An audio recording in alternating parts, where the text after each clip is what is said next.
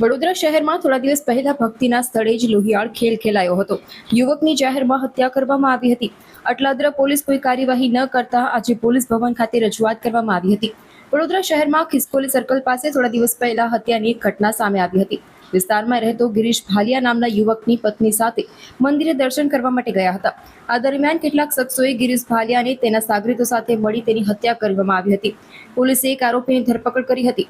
હવે આ મામલે પીડિત પરિવાર કાર્યવાહીથી અસંતોષ હતા, જેને લઈ આજે સમાજના આગેવાનો સહિત પીડિત પરિવાર પોલીસ ભવન ખાતે આરોપીઓને કડક સજા થાય તે માંગ સાથે રજૂઆત કરવા માટે પહોંચ્યા હતા।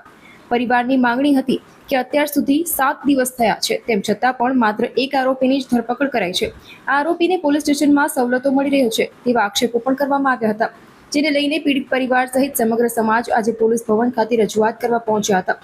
તેઓએ ઉગ્ર રજૂઆત કરતા જણાવ્યું હતું કે થોડા દિવસ પહેલા ગિરીશ ભાલિયાની હત્યા કરવામાં આવી હતી। અટલાદરા પોલીસે માત્ર એક આરોપીની જ ધરપકડ કરી છે, અન્ય આરોપીઓ હજુ પણ ફરાર છે। તમામ ફરાર આરોપીઓને ઝડપી પાડવામાં આવે તેવી માંગ કરી હતી અને તેઓને ફાંસીની સજા થાય તેવી આશા વ્યક્ત કરી હતી। સાથે જણાવ્યું કે પોલીસે આજે અમને આશ્વાસન આપ્યું છે કે વહેલી કાર્યવાહી કરવામાં આવશે।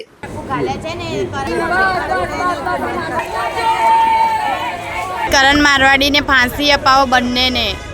આજે પોલીસ ભવનો શું રજૂઆત લઈને આવ્યા? રજૂઆત લઈને આવ્યા હતા। કરણ હજી પકડાયા નથી। દર્શનને ત્યાં અટલાદરા પોલીસ કંઈ કર્યું નથી, માર્યો પણ નથી। ત્યાં એની ફૂલ સેવા પણ ચાલે છે।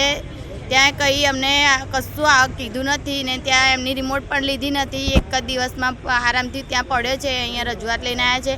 એના પોલીસે કીધું છે કે અમે કરીશું, આશ્વાસન આપ્યું છે કે આગળ અમે આપ્યું છે કે કરણ મારવાડીને પણ શોધીશું। એની પાછળ જેટલા પણ હતા એમને પૂછી એમની રિમોટ લઈને પછી કહીશું કે આ જણા હતા પાછળ જેટલા જણા। આજે રજૂઆત હમણાં કરી, પોલીસે શું આશ્વાસન આપ્યું?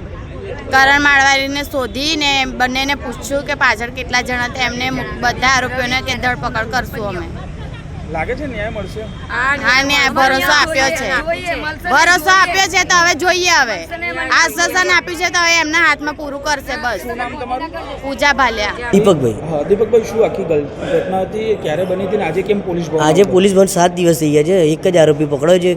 એ પણ એવું કહે છે કે આરોપી બોમ્બેથી પકડી લાવે છે। આપણને ખબર છે કે બોમ્બેથી ગમે તે પણ પકડી લાવે સર, પોલીસની વાત કહે કે પકડી લાવે, પણ એવું છે કે એક જ દિવસના રિમાન્ડ મળે છે। એટલે અમારે એવું માગશું કે 3-4 દિવસના રિમાન્ડ મળવા જોઈએ અને બીજું કે પૂરેપૂરી તપાસ કરવી જોઈએ, બીજા આરોપી પકડાવવા જોઈએ। એની જોડે બીજા અન્ય 3-4 આરોપી છે।